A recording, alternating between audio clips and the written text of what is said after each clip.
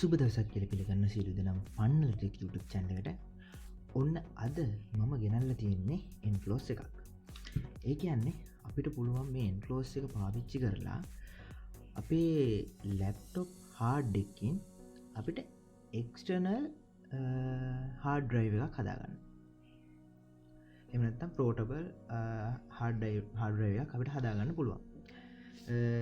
අපි ගාව පරණ ලැප්ටොප් හාඩ් ඇතින් අපි සමහර වෙලාවට අපි අප්ග්‍රේඩ් වල යනකොට අපේ ලැප් එකේ තියෙන හාඩ් එක මදි නම් අපි තියෙන හාඩ් එක අයින් කරලා අපි අලුත් හාඩ් එකක් දානවා. ඉතින් ඒ වගේ වෙලාවට අපිට අර කලින් තිබ්බ හාඩ් එක අපිට පුත් වැඩකට ගන්න අපි සාමාන්‍යයෙන් පාවිච්චි කරන්නේ නැතුන තියෙන්නේ. හැබැයි මෙන්න මේ වගේ enclosure එකක් පාවිච්චි කරලා අපිට පුළුවන් ඒ ලැප්ටොප් හාඩ් එක මේකට දාලා අපිට පුළුවන් එක්ස්ටර්නල් hard drive එකක් හදාගන්න. හරි. අපි බලමු මේක මොකද මේක Samsung brand එකකින් තියෙන්නේ 3.0 කියලා සඳහන් වෙනවා. හරි. අපි පොඩ්ඩක් බලමු. හරි මේක තව glass එක තමයි තියෙන්නේ මේක නම්. මේක ඔයාලට කඩේ එක වර්ගයෙන් close ගන්න පුළුවන්. හොඳයි. ඔන්න මේකත් එක්ක නම් පොඩි bag එකක් හම්බ වෙනවා. පොඩි බෑග් එකකුයි කේබල් එකයි අය පොඩි පේපර් වර්ක් එකක් ඒකේ නම් ඉංග්‍රීසි වලින් තියෙනවා ඒක අපිට ඉතර දාලා නැහැ ඒක අපිට පැත්තෙන් තියෙනවා. හොඳයි මේක තමයි ඔන්න මේ enclosure එක මෙතනත් ගහලා තියෙනවා mobile storage solution 2.5 external enclosure එක. එහෙනම් අපි laptop hard එක 2.5 laptop hard එක තමයි මේකට පාවිච්චි කරන්න පුළුවන්. හරි මේක අපි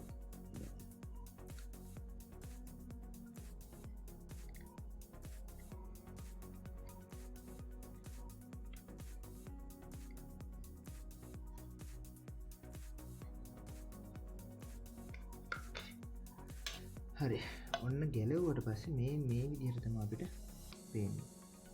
කැටි දෙයක් නෑ වගේ තමයි පේන්නේ. ඒ වුණාට මෙහෙම තමයි තියෙන්නේ. දැන් මේ පියනත් ගලව ගන්නවා.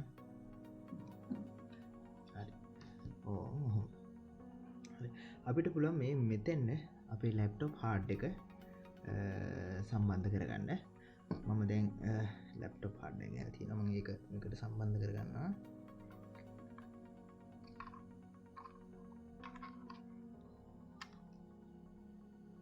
මෙන්න මේ විදිහට හරි ලේසි අපිට හાર્ඩ් එක සම්බන්ධ කරගත්තා.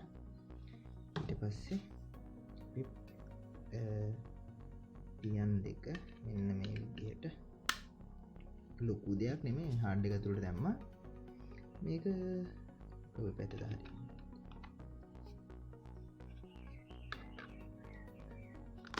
හරි.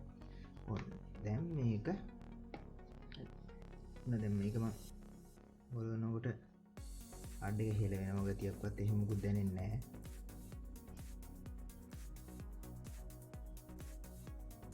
අර හાર્ඩ් එක එහාට මෙහාට යන්නේ නැහැ, හෙල වෙන්නේ නැහැ. සමහර enclosure තියෙනවා අපි හાર્ඩ් එක දැම්මම ඒක පොඩ්ඩක් හෙල වෙනවා. ඇතුලේ අපි හાર્ඩ් එක පොඩ්ඩක් හෙල වෙනවා ටකටක් ගාලා. ඒත් මේකේ නම් එහෙම එකක් නැහැ. හොඳයි. අපිට දැන් පුළුවන් අපිට මේ හම්බෙලා තියෙන කේබල් එක එකට ප්ලග් කරලා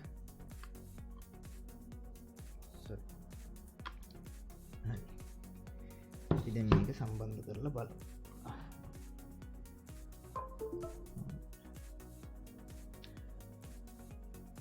හරි. ඔන්න ඒක සම්බන්ධ කරාට පස්සේ විදිහට සම්බන්ධ කරාට පස්සේ ඔන්න දැන් අපේ පරණ හાર્ඩ් එක අපිට එක්ස්ටර්නල් හાર્ඩ් එකක් විදිහට එහෙම නැත්නම් portable hard එකක් විදිහට අපිට පාවිච්චි කරන්න පුළුවන්.